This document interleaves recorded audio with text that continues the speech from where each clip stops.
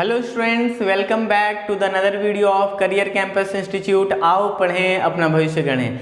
मैं हूं नॉलेज सिंह और मैंने आपको पिछले वीडियो में पढ़ाया था प्रश्नावली 3.1 और आज हम पढ़ने जा रहे हैं प्रश्नावली 3.2। ठीक है, प्रश्नावली 3.2 में जो फर्स्ट क्वेश्चन है स्टूडेंट्स वह है क्लास 10th के 10 विद्यार्थियों ने एक गणित की पहली प्रतियोगिता में भाग लिया। ठीक है, जिसमें लड़कियों की संख्या लड़कों की संख्या से 4 अधिक थी, तो हमें लड़कों और लड़कियों की संख्या को ज्ञात करना है। ठीक है, तो देखिए टोटल बच्चे कितने थे पहली प्रतियोगिता में 10। तो फर्स्ट क्वेश्चन है ये, माना कि लड़कियों की संख्या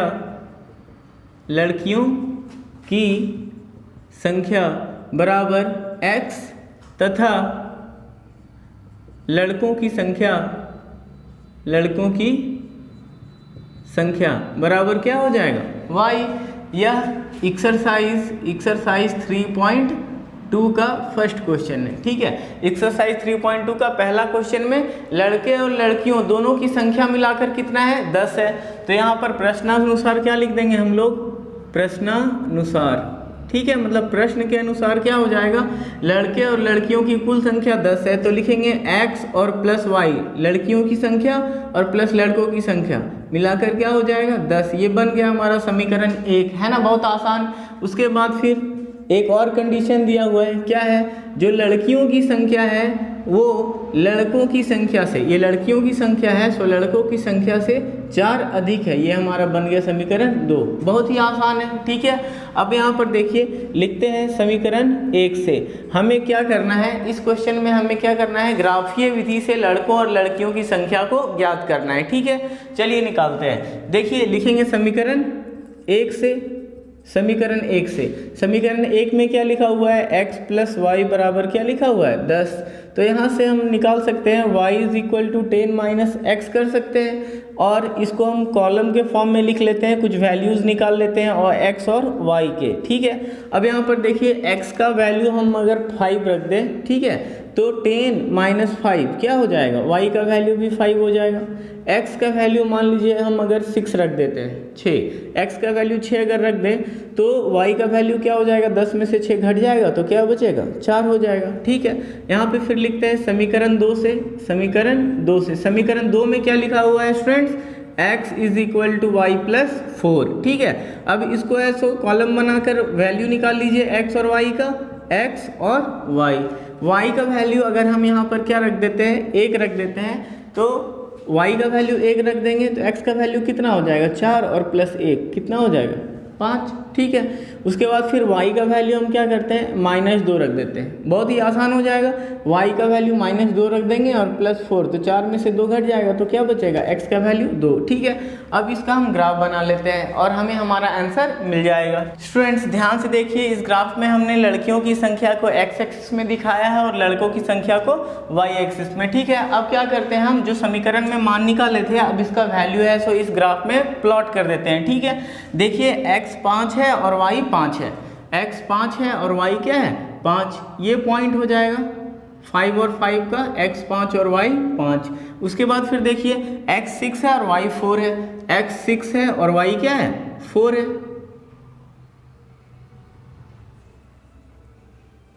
ये पॉइंट हो गया 6 और 4 का।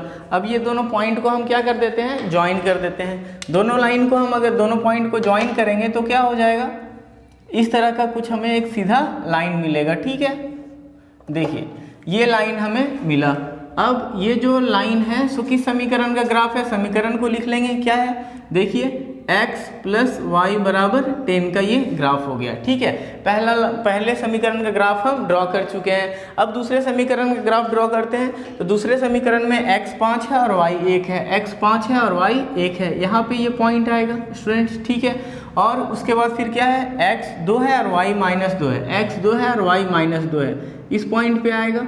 ये पॉइंट क्या है 5 और 1, ये पॉइंट हो गया 5 और 1, और ये पॉइंट क्या हो जाएगा स्टूडेंट्स 2 और -2, ये पॉइंट हो गया। अब दोनों पॉइंट को क्या कर देते हैं, हम ज्वाइन कर देते हैं।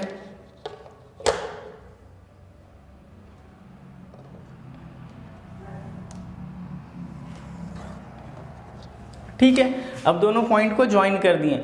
देखिए, और ये जो लाइन है ये किस समीकरण का ग्राफ है, किस समीकरण का ग्राफ है, दूसरे का क्या है, x is equal to y plus 4 का ग्राफ है। ठीक है, अब देखिए हमारा आंसर क्या होता था ग्राफीय विधि में, जहाँ पर दो रेखाएं एक दूसरे को प्रतिच्छेद करती थी।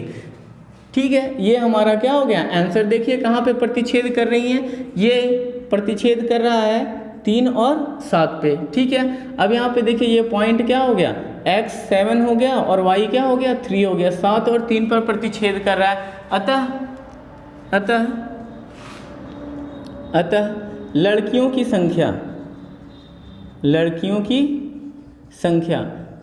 संख्या को हमने x एक्सिस में दिखाया है, तो x का वैल्यू कितना आया है 7, और लड़कों की संख्या को हमने y एक्सिस में दिखाया है, तो y का जो प्रतिच्छेद बिंदु है वो कितना है 3 है। तो ये हमारा क्या हो गया आंसर। ठीक है, और यहाँ आप देख सकते हैं कि लड़कियों की संख्या लड़कों की संख्या से 4 अधिक है, 3 और 4 7 होता है ना। ठीक है, आप इसे नोट कीजिए, फिर सेकंड क्वेश्चन बनाते हैं। आइए स्टूडेंट्स, अब देखते हैं क्वेश्चन नंबर फर्स्ट का सेकंड। ठीक है, अब देखिए क्वेश्चन नंबर फर्स्ट के सेकंड में लिखा हुआ है कि 5 पेंसिल और 7 कलमों का मूल्य 50 रुपये है तथा 7 पेंसिल और 5 कलमों का मूल्य 46 रुपये है। हमें सेपरेटली क्या करना है, एक पेंसिल और एक कलम का मूल्य है सो फाइंड करना है, निकालना है, और इसे निकालना है हमें ग्राफीय विधि से। ठीक है, अब देखिए यहाँ पर क्या लिखते हैं, हमें निकालना है एक पेंसिल और एक कलम का मूल्य। ठीक है, तो हम क्या करते हैं, यहाँ मान लेते हैं, माना कि एक पेंसिल का मूल्य बराबर क्या हो जाएगा x रुपया, तथा एक कलम का मूल्य क्या हो जाएगा y रुपया। ठीक है, अब देखते हैं कि क्या क्या कंडीशन है सो दिया हुआ है। फर्स्ट कंडीशन में लिखा हुआ है 5 पेंसिल और 7 कलम का मूल्य कितना है 50 रुपये है। तो अब यहाँ पर देखिए लिखेंगे प्रश्नानुसार क्या हो जाएगा, 5 पेंसिल और 7 कलम का मूल्य, 5 पेंसिल और 7 कलम का मूल्य कितना है 50 रुपया है। तो यहाँ पे देखिए एक पेंसिल का मूल्य x रुपया है, तो 5 पेंसिल का कितना हो जाएगा 5x, और एक कलम का मूल्य y रुपया है, तो 7 कलम का मूल्य कितना हो जाएगा 7y, और दोनों मिलाकर कितना पैसा खर्च हुआ है 50 रुपया। ठीक है, ये क्या हो गया हमारा समीकरण 1।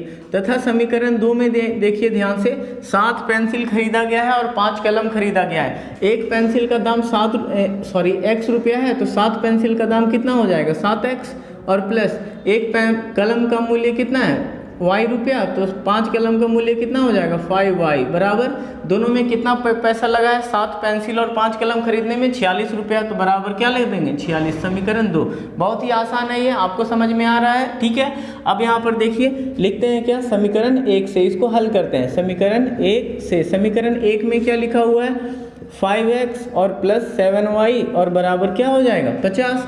तो यहाँ पर एक काम करते हैं, हम 7y को यहीं रखते हैं, 5x को उधर लेकर जाएंगे, तो 50 माइनस क्या हो जाएगा 5x, और y इज इक्वल टू क्या हो जाएगा 50 माइनस 5x और बटा 5। ठीक है, अब उसके बाद यहाँ पे 7 हो जाएगा 7, ये हो गया। अब यहाँ पर इसको कॉलम बना लेते हैं, x और y।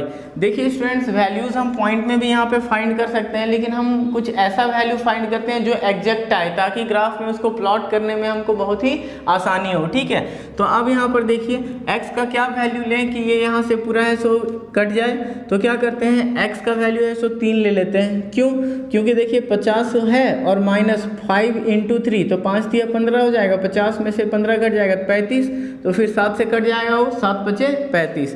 देखिए 50 लिखा हुआ है, माइनस 5 इंटू 3 और बटा क्या हो जाएगा 7, तो 50 और माइनस 5 दिया 15, तो कितना हो जाएगा यहाँ पर बटा 7, तो क्या हो जाएगा 35 और बटा 7, 7 बचे 35, 5 आएगा ना, तो यहाँ 5 हो जाएगा। उसके बाद फिर x का वैल्यू क्या लेते हैं, x का वैल्यू यहाँ पर ले लेते हैं हम 10। ठीक है, x का वैल्यू क्या ले लेते हैं 10। ठीक, तो x का वैल्यू 10 लेने से क्या हो जाएगा, तो 10 बचे 50 हो जाएगा। ठीक है, और 50 माइनस 50 क्या हो जाएगा 0, और 0 बटा 7 क्या हो जाएगा y 0 हो जाएगा। ठीक है, अब क्या लिखेंगे, समीकरण 2 से। समीकरण 2 में क्या लिखा हुआ है, 7x और प्लस 5y बराबर क्या है 46। ठीक है, अब यहाँ पर फिर देखिए 5y को यहीं रहने देते हैं, 46 माइनस 7x लिख सकते हैं, और y इज इक्वल टू क्या हो जाएगा 46 माइनस 7x और बटा नीचे में क्या हो जाएगा 5। अब फिर से कॉलम बनाते हैं और x y का कुछ वैल्यूज फाइंड कर लेते हैं, x और y। ठीक है, अब यहाँ पर क्या करते हैं हम, यहाँ पे 46 है, 5 से इंटरसेक्ट होना चाहिए, सॉरी 5 से कटना चाहिए, तो क्या हो जाएगा 46 है तो यहाँ पे x का वैल्यू हम 3 रख देते हैं, तो 46 में से 21 माइनस हो जाएगा तो कितना बचेगा, देखिए 6 में से 5 1 गया तो 5 और 4 में से 2 चला गया 2, 25, तो क्या हो जाएगा 25 और बटा 5, तो 25 कट जाएगा, तो यहाँ पे क्या आ जाएगा 5। उसके बाद फिर देखिए x का वैल्यू हम क्या पुट कर देते हैं, x का वैल्यू 8 पुट कर देते हैं। ठीक है, तो हो जाएगा 46 माइनस 7 और गुने x का वैल्यू 8 और बटा 5, तो 8 से क्या हो जाएगा 56, तो 46 और माइनस क्या हो जाएगा 56 और बटा 5, 46 में से 56 जाएगा तो क्या बचेगा -10 बचेगा और बटा 5, 5 दूनी क्या हो जाएगा 10, तो ये हो जाएगा -2। ये हमारा वैल्यू है सो निकल गया। अब हम इसका क्या बनाते हैं, ग्राफ बनाते हैं। देखिए स्टूडेंट्स, हमने इन दोनों समीकरणों का ग्राफ बना लिया है। इसके अनुसार x3 और y5 ये पॉइंट हो जाएगा और x10 y0 ये पॉइंट हो जाएगा, और इसको हमने ज्वाइन कर लिया है। ये किस समीकरण का ग्राफ है, पहले समीकरण का ग्राफ है जो लिखा हुआ है 5x और प्लस 7y और बराबर 50, ये इसका ग्राफ है। ठीक है, उसके बाद दूसरा जो लाइन है, ये जो आपको दिख रहा है दूसरा लाइन कौन से समीकरण का ग्राफ है, दूसरे समीकरण का 7x और प्लस 5y और बराबर 46। ठीक है, तो ये दोनों लाइन जहाँ पर एक दूसरे को प्रतिच्छेद करते हैं वही हमारा आंसर होता है। ठीक है, तो देखिए दोनों लाइन है सो 3 और 5 पे एक दूसरे को प्रतिच्छेद कर रहे हैं। ठीक है, अतः एक पेंसिल का मूल्य क्या हो जाएगा, एक पेंसिल का मूल्य हो जाएगा क्या, देखिए 3 पे प्रतिच्छेद कर रहा है x, तो हो जाएगा क्या 3 रुपया, और एक कलम का मूल्य बराबर हो जाएगा कितना, देखिए 5 पे कट रहा है y, तो ये हो जाएगा 5 रुपया। ठीक है, तो इस देखिए ये जो निर्देशांक है इसमें x3 है और y5 है, यही हमारा आंसर है। x3 मतलब एक पेंसिल का मूल्य 3 रुपया और y5 बराबर एक कलम का मूल्य क्या हो जाएगा 5 रुपया। ठीक है, तो ये हमारा हो गया क्वेश्चन नंबर 2, इसे नोट करें। स्टूडेंट्स, क्वेश्चन नंबर 2 बनाने से पहले हम आपको एक चीज़ रिमाइंड करवा देते हैं जो हम आपको पिछली वीडियो में बता चुके हैं। ठीक है, ध्यान से देखिएगा, यहाँ पर 2 रैखिक समीकरण दिया हुआ है, समीकरण 1 और समीकरण 2। इन दोनों का ग्राफ किस कंडीशन में कैसा बनेगा, इसके लिए हमने आपको 3 कंडीशंस लिखवाए थे। ठीक है, देखिए पहला कंडीशन क्या है, पहला कंडीशन अगर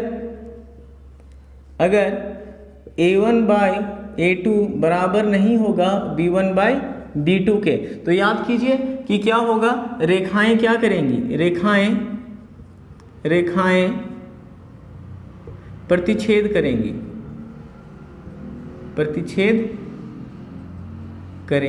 ठीक है, रेखाएं प्रतिच्छेद करेंगी, और अगर रेखाएं प्रतिच्छेद करेगी तो उनका एक हल होगा, अद्वितीय हल बोलते हैं उसको। इनका एक अद्वितीय हल होगा। ठीक है, अब यहाँ पर देखिए फर्स्ट कंडीशन में है, अगर ये दोनों रैखिक समीकरण में ये कंडीशन सेटिस्फाई करता है, ये कंडीशन लागू होता है, तब इन दोनों समीकरण की रेखाएं क्या करेंगी, प्रतिच्छेद करेंगी और इनका एक अद्वितीय हल होगा। ठीक है, तो ऐसे 2 समीकरणों का जो ग्रुप होता है उनको क्या बोलते हैं, संगत। क्या बोलते हैं कि ये समीकरण क्या है, संगत है, ये समीकरण के युग्म संगत है। ठीक है, अब उसके बाद फिर सेकेंड कंडीशन देखिए, अगर a1/a2 बराबर होगा b1/b2 के, ये भी बराबर होगा c1/c2 के। ठीक है, दूसरा कंडीशन, तो ऐसे कंडीशन में क्या होगा, दोनों रेखाएं संपाती होंगी। दोनों रेखाएं क्या होंगी, संपाती, रेखाएं संपाती होंगी। संपाती कहने का मतलब है एक लाइन है और दूसरा लाइन भी उसी के ऊपर ओवरलैप करेगा, ठीक है, एक लाइन के ऊपर दूसरा लाइन, ठीक है, उसी को बोलते हैं रेखाएं संपाती होंगी, ठीक है। तो अब यहाँ पे देखिए रेखाएं संपाती होंगी इस कंडीशन में, तथा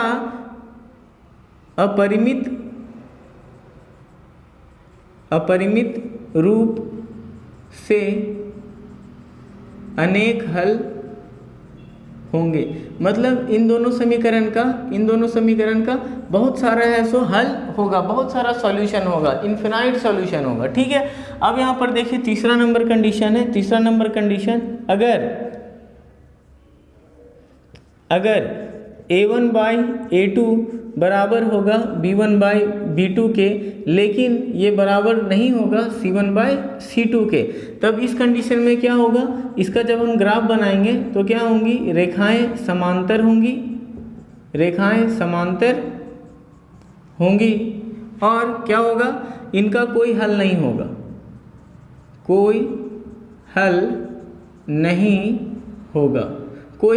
होगा, ठीक है। तो ऐसे कंडीशन में आपको सॉल्व ही नहीं करना है। और जब ये कंडीशन लागू होगा कि ये दोनों समीकरण हैं और ये कंडीशन लागू हो रहा है कि अपरिमित रूप से उसके अनेक हल हैं, तो ऐसे समीकरणों को भी क्या बोलते हैं, संगत बोलते हैं, रैखिक समीकरणों के संगत युग्म।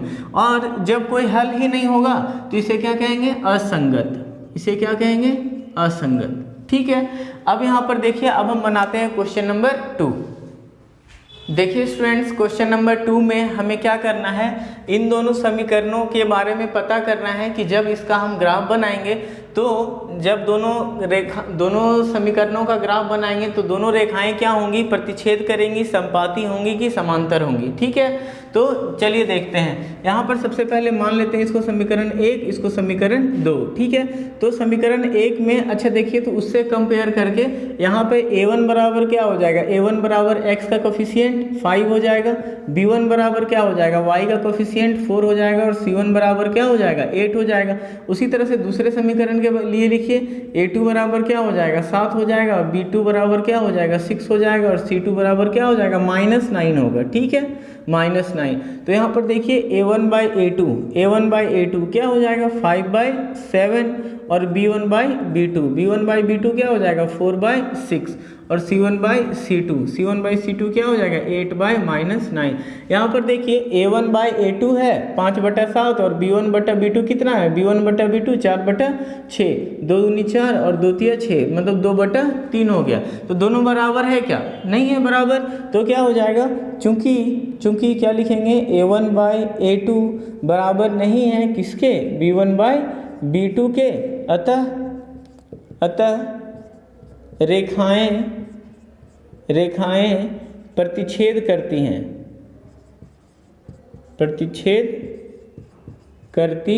हैं। क्योंकि देखिए पहला कंडीशन में क्या है, a1/a2 बराबर नहीं होगा b1/b2 के, तो क्या होगा, रेखाएं प्रतिच्छेद करेंगी। तो यहाँ भी देखिए दोनों समीकरण में a1/a2 बराबर नहीं है b1/b2 के, तो रेखाएं क्या करेंगी, प्रतिच्छेद करेंगी, ये हो गया, ठीक है। इसी तरह से क्वेश्चन नंबर 2 के बाकी बचे हुए क्वेश्चन को आप खुद से बनाइए। अब हम बताते हैं क्वेश्चन नंबर 3। देखिए स्टूडेंट्स, क्वेश्चन नंबर 3 में हमें क्या करना है, फिर से a1/a2, b1/b2 और c1/c2 को क्या कंपेयर करना है, तुलना करके क्या बताना है कि इन दोनों रेखाओं के जो समीकरण दिए हुए हैं, ठीक है, वो संगत है कि असंगत है, ठीक है। तो हमने आपको पहले ही बताया कि इस कंडीशन में और इस कंडीशन में रेखाओं के युग्म जो होंगे वो क्या होंगे, संगत होंगे, और इस कंडीशन के लिए क्या हो जाएगा, असंगत हो जाएगा, ठीक है। तो बहुत ही आसान है। देखिए सबसे पहले इसको स्टैंडर्ड फॉर्म में लिख लीजिए। स्टैंडर्ड फॉर्म मतलब सामान्य रूप जैसा उस तरह से लिखा हुआ है, ठीक है। तो 3x और +2y, 5 को इधर ले आइए तो -5 बराबर 0 हो जाएगा, और यहाँ पे क्या हो जाएगा, 2x और -3y, 7 को इधर ले आइए तो -7 बराबर क्या हो जाएगा, 0 हो जाएगा। ये क्या हो जाएगा, ये समीकरण 1 हो गया और ये क्या हो गया, समीकरण 2 हो गया। ठीक है, अब देखिए यहाँ से लिख लीजिए a1 बराबर क्या हो जाएगा 3, b1 बराबर क्या हो जाएगा 2 और c1 बराबर क्या हो जाएगा -5 हो जाएगा। ठीक है, और यहाँ से भी लिख लीजिए a2 बराबर क्या हो जाएगा 2 हो जाएगा, b2 बराबर क्या हो जाएगा, b2 बराबर हो जाएगा -3 और c2 बराबर क्या हो जाएगा -7। ठीक है, अब कंपेयर कर लीजिए a1 बाई a2 बराबर कितना हो जाएगा 3/2, b1 बाई b2 बराबर क्या हो जाएगा 2/-3 और c1/c2 बराबर क्या हो जाएगा -5/-7। ऐसा हो गया। अब यहाँ पर देखिए तो चूँकि a1 बाई a2 बराबर नहीं है किसके, b1 बाई b2 के, तो देखिए पहला कंडीशन आ गया और पहले कंडीशन के लिए रेखाओं का युग्म क्या होता है, संगत होता है। तो क्या हो जाएगा, अतः यह युग्म क्या है, संगत है। ठीक है, इसी तरह से क्वेश्चन नंबर 3 भी बहुत ही आसान है। इसका बाकी क्वेश्चन जो है सो आप खुद से बना सकते हैं। आप इसे खुद से बनाइए, फिर हम आपको क्वेश्चन नंबर 4 बताते हैं। देखिए स्टूडेंट्स, क्वेश्चन नंबर 4 में हमें दिया हुआ है कि इनमें से दिए गए किन रेखाओं के युग्म, कौन से रेखाओं के युग्म है सो संगत है और कौन असंगत है, और अगर संगत है तो उसे ग्राफीय विधि द्वारा हल करें। ठीक है, तो देखिए यहाँ पर हम इसे पहले देखते हैं ये संगत है कि नहीं है। तो यहाँ पर क्या हो जाएगा, x + y बराबर 5 है, इसको स्टैंडर्ड फॉर्म में लिख लेते हैं। तो x + y, इस 5 को इधर ले आएंगे तो -5 हो जाएगा = 0। तो फिर इसको भी इधर ले आते हैं तो 2x और +2y बराबर इधर लेकर आएंगे तो क्या हो जाएगा बताइए, -10 बराबर क्या हो जाएगा, 0 हो जाएगा। तो यहाँ से देखिए ये समीकरण 1 हो गया और ये क्या हो गया, समीकरण 2। यहाँ से a1 बराबर क्या हो जाएगा 1 और b1 बराबर क्या हो जाएगा, b1 बराबर y के बगल में भी कुछ नहीं है तो क्या आ जाएगा 1 और c1 बराबर क्या हो जाएगा -5। यहाँ से a2 बराबर क्या हो जाएगा 2, b2 बराबर क्या हो जाएगा ये भी 2 और c2 बराबर क्या हो जाएगा, c2 बराबर हो जाएगा -10। ठीक है, इसको कंपेयर कर लीजिए, a1 बाई a2 कितना हो जाएगा, निकालिए 1/2, b1 बाई b2 कितना हो जाएगा 1/2 और c1 बाई c2 कितना हो जाएगा -5/-10, माइनस कैंसिल, 5 एकम 5 और 5 दूनी क्या हो जाएगा 10, ये भी हो गया 1/2।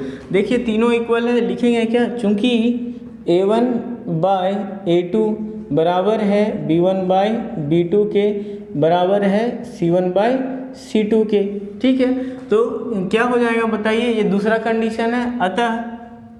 अतः क्या हो जाएगा, रेखाओं के युग्म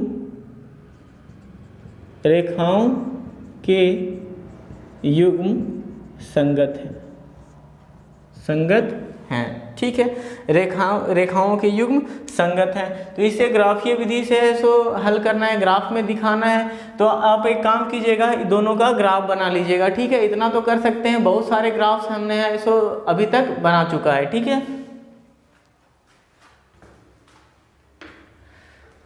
देखिए रेखाओं के युग्म संगत हैं, इसका हमने बहुत सारा है सो ग्राफ बनाया है। ठीक है, आप इसका ग्राफ बनाने का खुद से प्रयास करें। ठीक, अब हम पढ़ते हैं क्वेश्चन नंबर 5। क्वेश्चन नंबर 4 में बाकी बचे हुए क्वेश्चंस को आपको खुद से सॉल्व करना है, क्योंकि ये बहुत ही इजी है। ठीक है, अब क्वेश्चन नंबर 5 देखिए स्टूडेंट्स, क्वेश्चन नंबर 5 में दिया हुआ है, एक आयताकार बाग है जिसकी लंबाई चौड़ाई से 4 मीटर अधिक है तथा उसका अर्ध परिमाप मतलब परिमाप का आधा दिया हुआ है 36 मीटर है। बाग की विमाएं ज्ञात कीजिए। विमाएं मतलब क्या होता है, डायमेंशन मतलब लंबाई और चौड़ाई हमें ज्ञात करना है। ठीक है, तो जो हमें ज्ञात करना है उसे x और y मान लेंगे।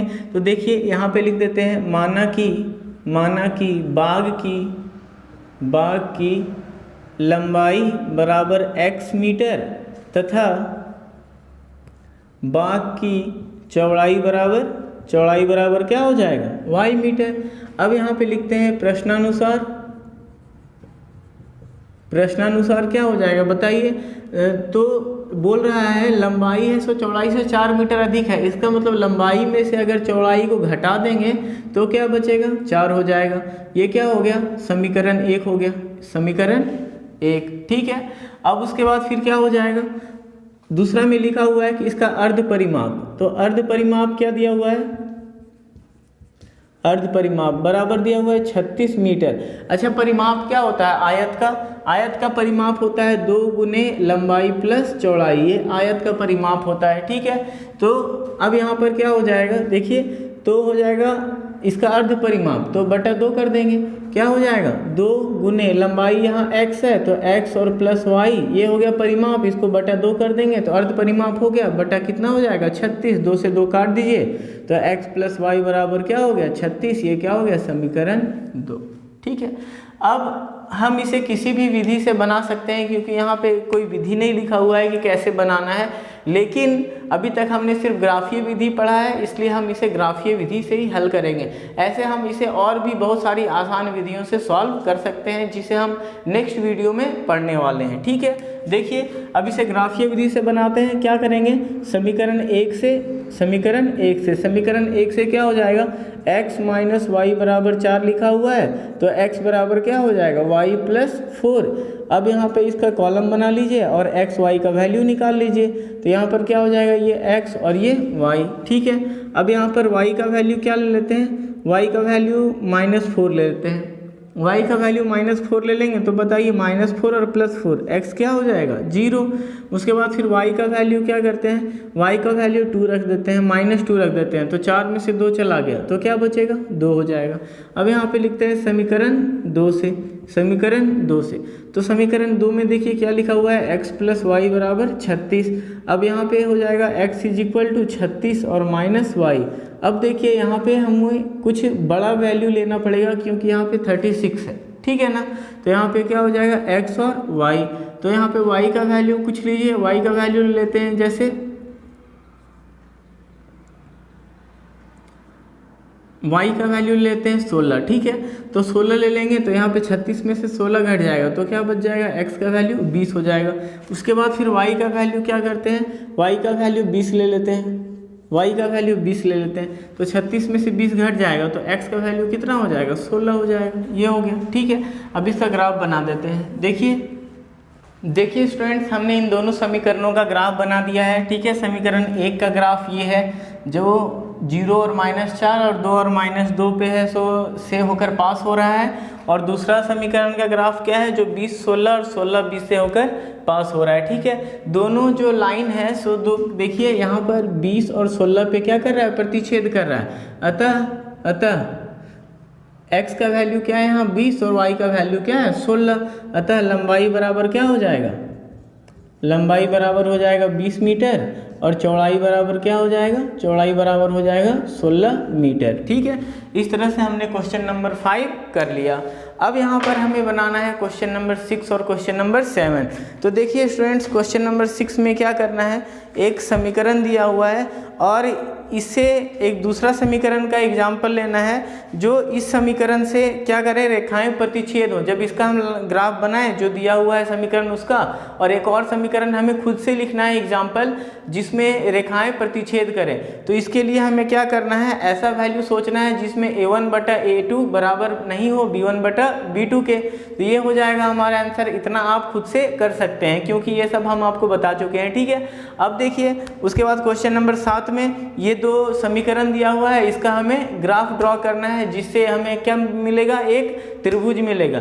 त्रिभुज के जो भी शीर्ष निकलेंगे उन्हें हमें मार्क करना है, और त्रिभुजाकार जो क्षेत्र आएगा उसे ऐसे छायांकित करना है। चलिए बनाते हैं क्वेश्चन नंबर 7। देखो बच्चों, क्वेश्चन नंबर 7 में दिया हुआ है 2 समीकरण, समीकरण 1 और समीकरण 2, दोनों का हमें क्या बनाना है, ग्राफ बनाना है। तो चलिए बनाते हैं, लिखते हैं। यहाँ पर ये समीकरण 1 हो गया, ये समीकरण 2 हो गया। लिखेंगे क्या, समीकरण 1 से, समीकरण 1 से बहुत टाइम से हम इसको लिखते आ रहे हैं, ठीक है। देखिए x - y + 1 =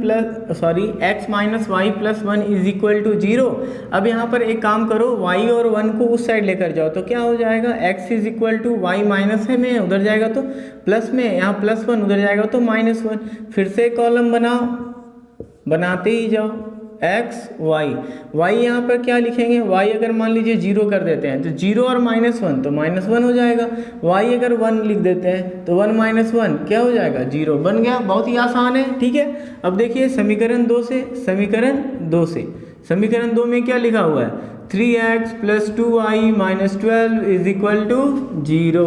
ठीक है, अब यहाँ पर देखो 3x = ये दोनों को उस साइड लेकर जाते हैं तो क्या हो जाएगा बताओ, यहाँ पर हो जाएगा 12 माइनस में, उधर जाएगा तो प्लस में, और 2y यहाँ प्लस में, उधर जाएगा तो माइनस में, तो -2y।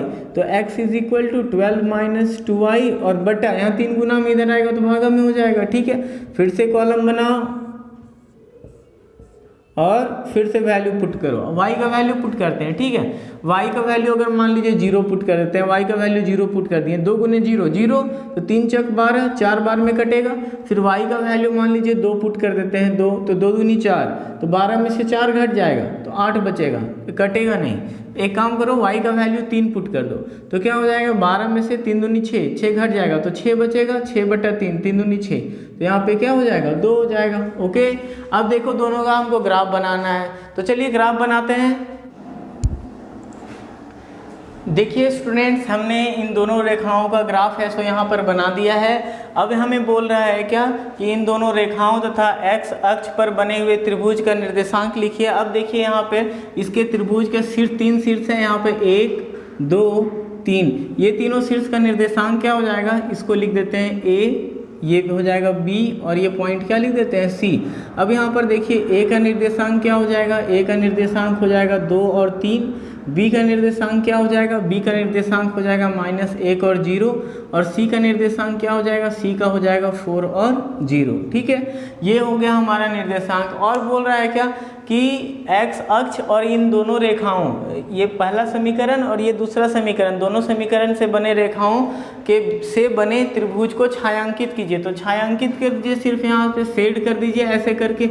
ये हमारा हो गया क्वेश्चन नंबर 7 कंप्लीट। ठीक है, अब यहाँ पर क्वेश्चन नंबर 7 कंप्लीट हो गया।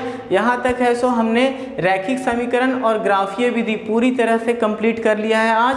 ठीक है, कल से हम पढ़ेंगे प्रतिस्थापन विधि और एक्सरसाइज 3.3। राइट, तब तक के लिए जय हिंद।